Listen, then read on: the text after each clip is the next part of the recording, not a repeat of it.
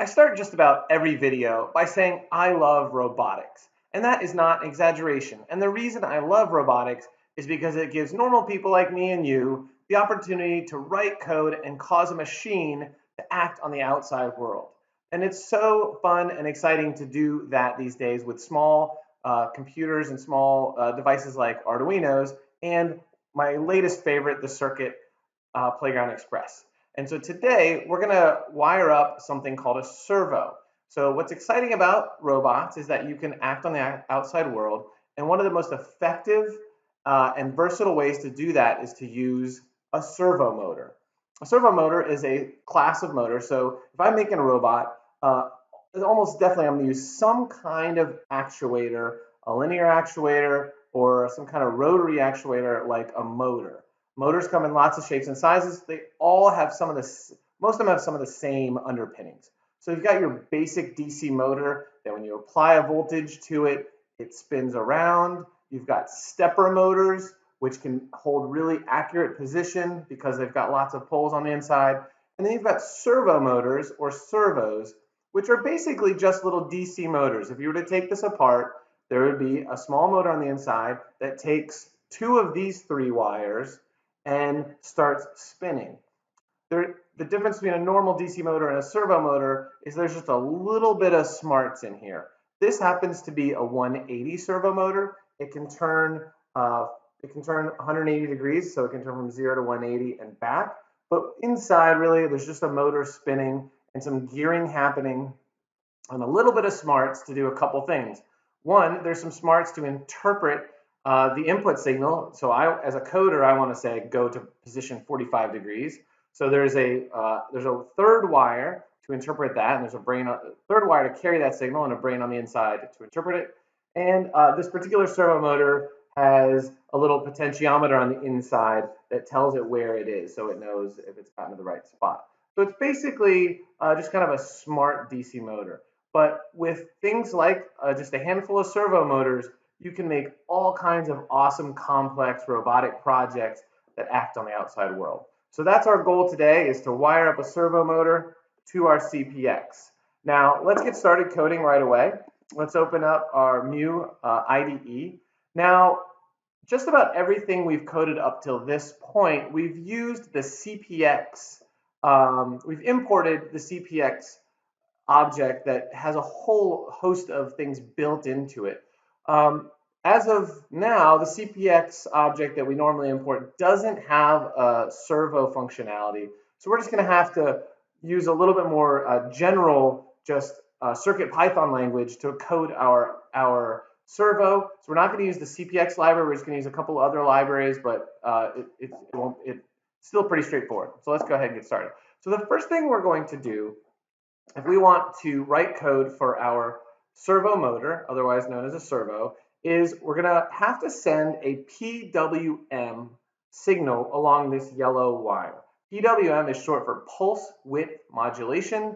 The word modulation doesn't come up too often in normal English, but if you've ever tuned into an AM or FM radio, that's amplitude modulated or frequency modulated wave. So if I can encode information in a wave, sometimes by modulating or changing the amplitude, sometimes by modulating or changing the frequency.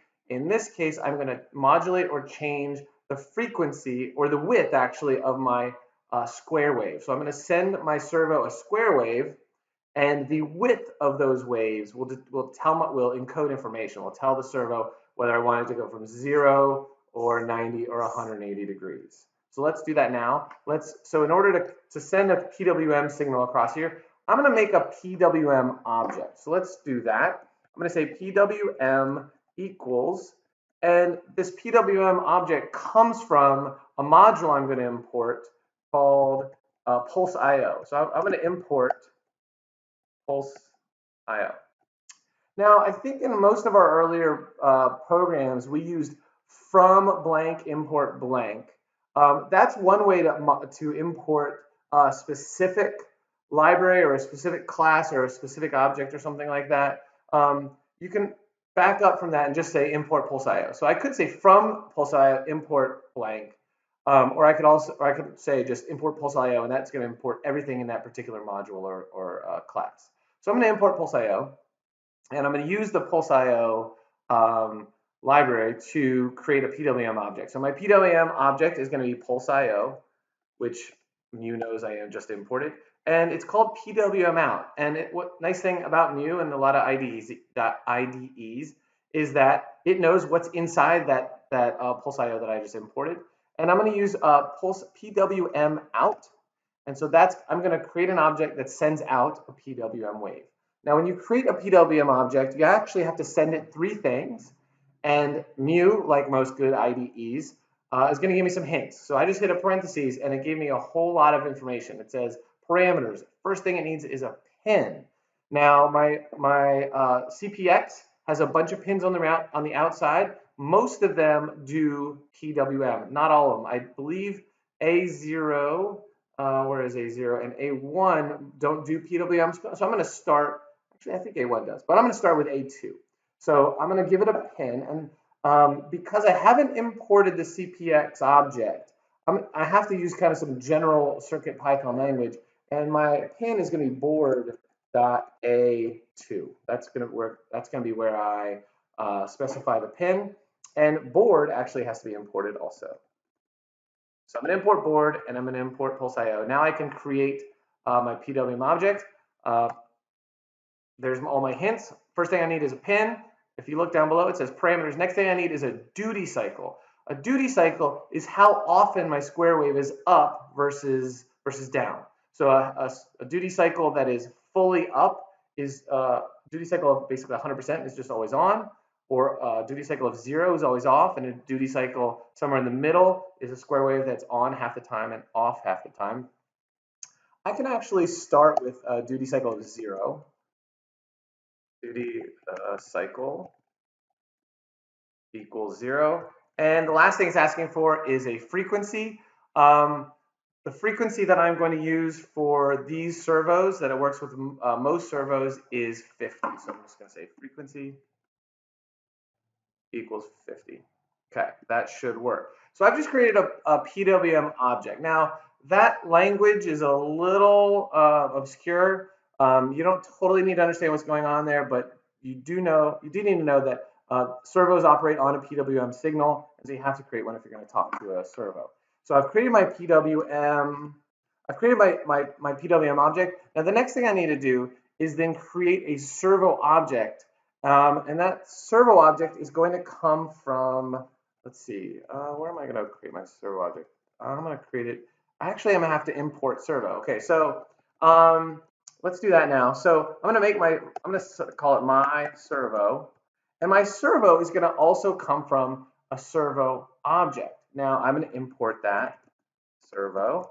So I have to import that as well. Now Pulse.io and board both come pre-installed with CircuitPython. So if you're running CircuitPython on your CPX, Pulse.io is going to work, board is going to work, servo won't. In fact, I might actually test that theory right now. So I'm going to comment out a couple things here and see if my code compiles. So I'm going to open up my serial monitor and hit save.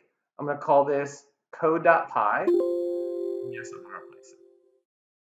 Okay, no errors. Now, if I go back to my code and uncomment that, that will probably, actually it's not going to throw an error because I already have the servo installed on this CPX.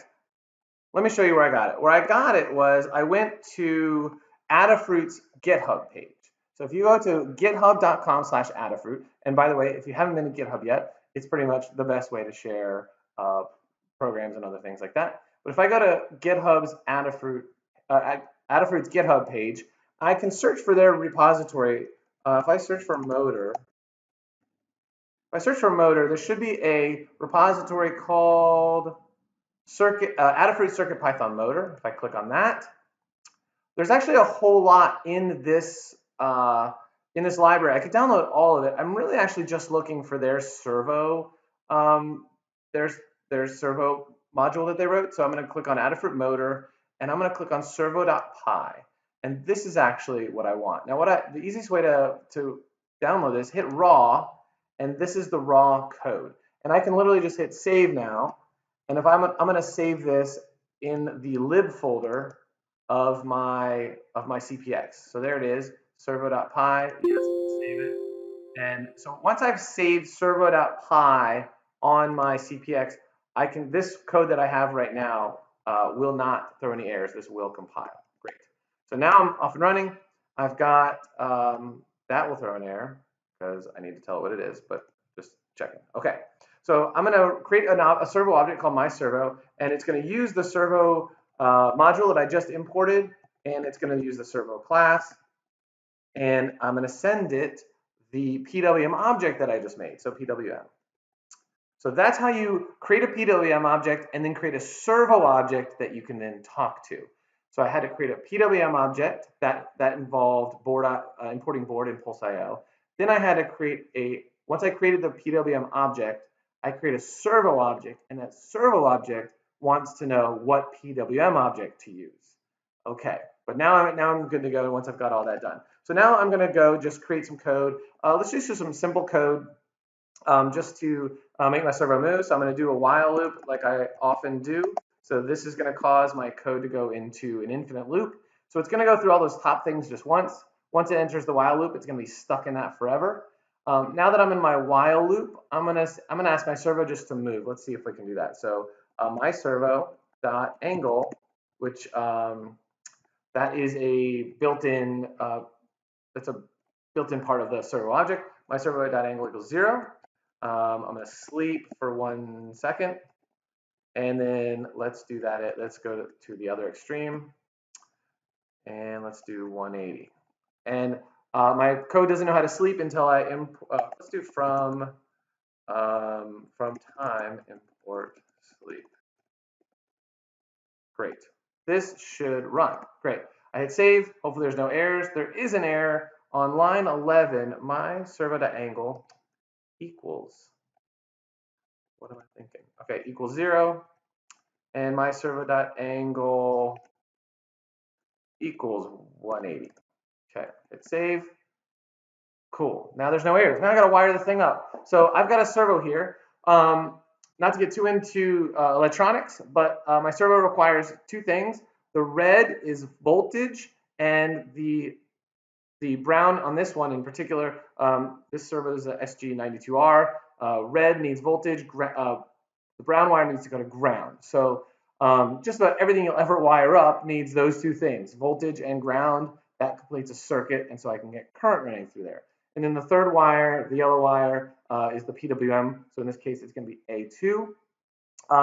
Let's go ahead and wire this guy up. And Adafruit sells these great alligator clips that you can just clip right onto your CPX. So I'm going to wire up my voltage to V out. Now that's important. V out is the pin on my CPX that's designed for a decent amount of current. It skips most of the electronics on the board and goes from whatever my power source is. In this case, it's my USB cable supplying 5 volts, or sometimes it can be a battery pack. In either case, the V out pin skips most of that and can supply a lot of current, skips most electronics, and goes straight from your whatever your power source is. I'm going to wire up my ground pin. So once I wire up ground, there I go. And then I need my control pin. I've said A2 is my control pin. So let's do A2 on here. There. So I've got A2, 5 volts and ground, and you can see that my servo is going from 0 to 180, or 0, waiting a second, going to 180, waiting a second. Cool. Now let me just show you quickly how I would wire up a second servo. Let me unplug voltage for just a second. So it doesn't keep going. Okay. If I wanted to make a second servo, I would repeat all of these steps. I would have to make a second PWM object, and so I might call these PWM 1 and 2. They would each need their own board. They would each need their own pin, so I would use maybe A3. Then I would make two servo objects. So let's do that. My servo, let's call this one my servo 1 and 2. My servo 1 would use PWM 1, and my servo 2 would use PWM 2. And then down in the code below, I could say my servo 1 goes to an angle, my servo 2 goes to an angle. And then similarly, I can say my my servo 1 goes to 180, and then my servo 2 goes to 180. So in this code, I would have 2 servos moving back and forth. Let me see if I can wire that up really quick. So I'm going to put a second PWM pin on A3. That's going to go to my other servo. And let's wire up 5 volts and ground. And that should do it. So I've got one servo going, and I need to wire up my second servo. I'm doing this out of sight of the camera. You'll have to trust me on this one. And so then I've got one servo going right now on my, and then this guy is must not be wired up right yet. Let's see. Okay. I'm going to figure out what's going on with this guy, and I'll get back to you. But right now, that's how you would, at least that's how you would code it. My servo 1, 2, 1, 2. All right, I'll take a look at the code, and I'll get back to you. Okay, I figured it out, and do you know what the problem was? I had 2 things going wrong. First, I had a loose wire, and that's always a problem. But now you can see I have 2 servos going, but you might see that they're going at different times. And if you look below, I did change the code a little bit. Having 2 servos go at the same time was pulling too much current for my CPX. Now, there's a reason for that. If you look at my code says go from 0 to 180. And the servo is going to do that as fast as it possibly can. It says, I'm at 0, you just asked me to go to 180. I'm going to do that as fast as I can, and that's going to pull a lot of current. So let's change our code a little bit in a way that I probably can get 2 servos to go at the same time. And here's how I'm going to do that. I'm going to unplug voltage for a second. So rather than say go from 0 to 180 as fast as you can, and that only works now because I've put these sleeps between all my functions, all my calls, and I don't want to do that. Let's see if this one works. I'm going to say for angle in range 0 to 180, 5 degrees at a time. I'm going to have both servos actually go to that new angle at the same time. So a second ago that would have pulled too much juice. If I had said both servos go to 180 right now, that they would have both gone as fast as they could and probably pulled too much current. So I'm going to say I'm going to ask both servos to go at the same time, but I'm going to ask them to go just a small increment, 5 degrees, and then I'm going to have a sleep in there. Let's do like 0.1 seconds. That might be good. Now that they're both at 180, I'm going to have them both go down. Let's just repeat this entire for loop after the initial for loop. I'm going to have them both go down from 180 to 0, -5 at a time. And now I think this will work where I've got both servos moving simultaneously, but because they're moving in such small increments, hopefully that'll work. So I'm using a for loop. I'm going to plug in my voltage. There they go. And so now both servos are moving 5 degrees at a time. You can see that, and they're both moving together. They're both in unison. That sleep is a little jerky because it's moving so there's a 1/10 of a second sleep. Let's see if I can get it to speed up. So now there they go. They're both moving in unison, but I'm never pulling quite as much juice as I was before. So they're going from 0 to 180 over and over. All right, that's it for today. Go make some cool robots.